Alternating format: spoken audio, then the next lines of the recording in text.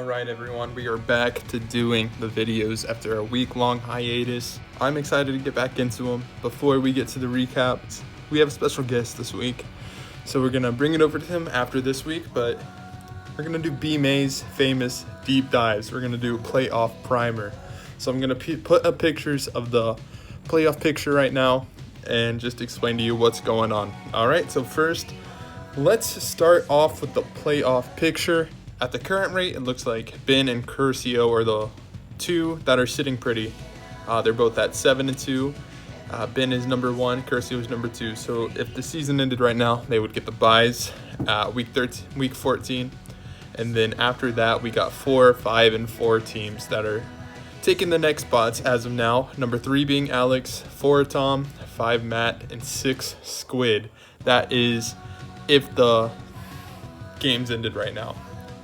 Now, in the consolation, we have 3, 4, and 5 teams. So honestly, if the 3, 4, and 5 teams all win this week and 3 of the 5 and 4 teams lose, the 4 and 5 teams will be in the picture.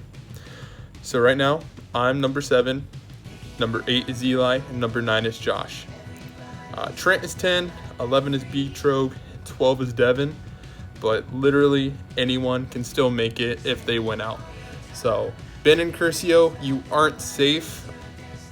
I think you guys will be safe if you win this week, but you're not safe as of right now.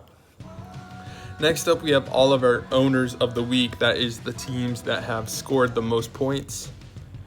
Number 1, we have me. I've won it twice in the last 2 weeks, so I wasn't even in the picture, and now I'm number 1.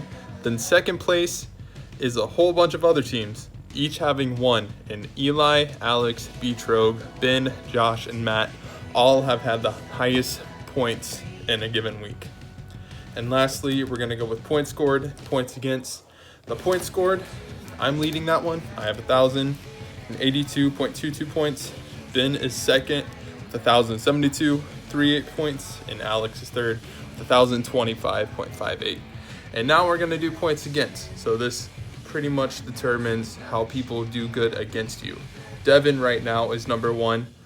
I was number 1, but Devin is number 1 now. He is the most unlucky team as of right now with 1,039 scored against him. I have 1,005 and Trent has 1,003. So with that, we're going to move on to Eli Money-Making Miller with the Week 9 results. What's up, guys? I'm going to be filling in for Bryan this week for the results video. So the first matchup we had was B-Mace himself versus Devin. Bryan decided to give himself the Owner of the Week title, which seems a little biased to me, but we'll go with it. Bryan did have the best running back and wide receiver in the league, which led him to the dub. Devin had the lowest score of the week, but his only bright spot was he had Jake gluten-free, but I guess DJ Chark must have had a wheat allergy to Gardner Minshew. Trent versus Tom, and Trent is just destroying anyone who criticizes his Corey Clement pick.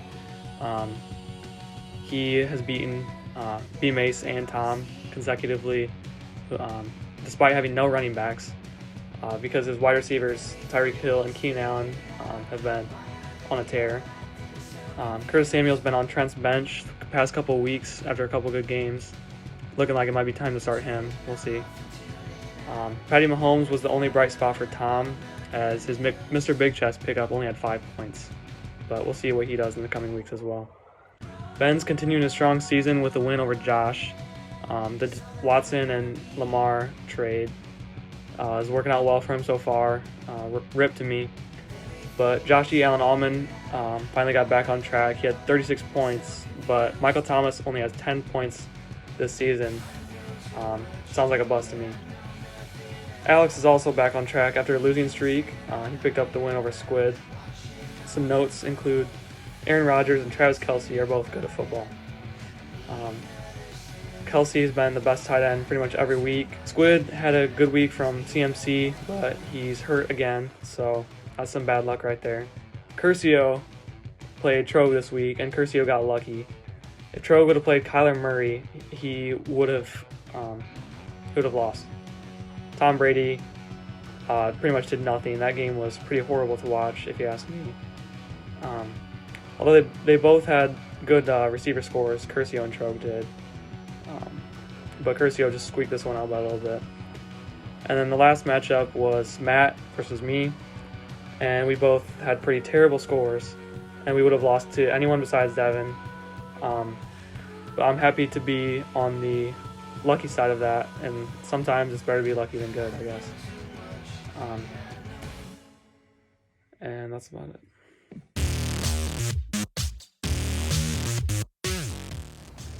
We got week 10 trash talk, baby. I am up against Alex this week, and I'm just going to tell you guys straight up what's going to happen. Alex is going to roast me. It's going to be pretty bad, and I'm not going to come back to it. Well, he can do whatever he wants. Roasting is his game. His roast against Matt was legendary. But, yeah, I mean, that's just one of his many talents. Look at him. The dude plays guitar and sings every week. He has a YouTube channel with 150,000 subscribers, which is insane. Bring him over to this channel. And also, he can beat anyone in the league in a basketball tournament, except for Eli. Eli, you're probably the best. But anyway, he has all these hobbies. He should go ahead and try another hobby when it comes to fantasy football.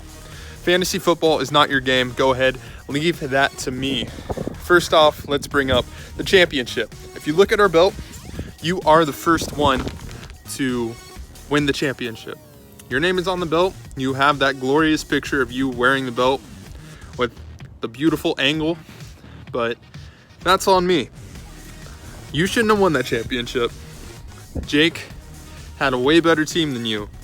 I just put it with week 17 championships, so all his good players could not play. So I'm gonna go ahead and do this.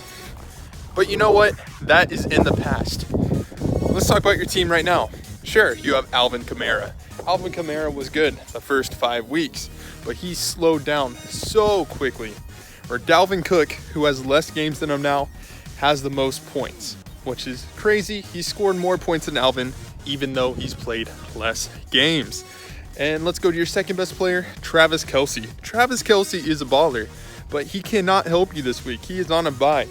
So whenever your quarterback, Aaron Rodgers, throws 2 or 3 touchdowns to my Devontae Adams, you're going to be crying in bed because that's just what's going to happen. Listen, Alex, go back to one of your other hobbies. I got the fantasy football title. It's going to be mine this week, brother.